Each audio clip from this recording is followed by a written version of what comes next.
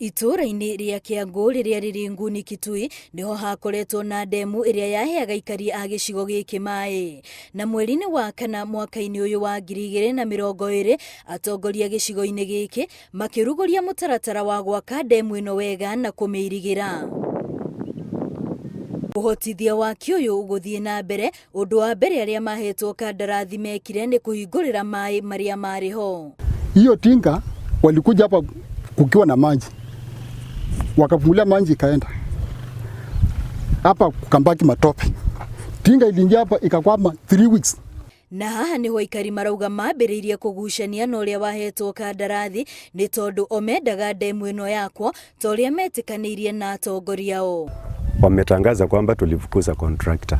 Hatukufukuza, sababu alikuja kazi tarehe 20 mwezi wa 4 na tumekuja kumkataa finally mwezi wa 6.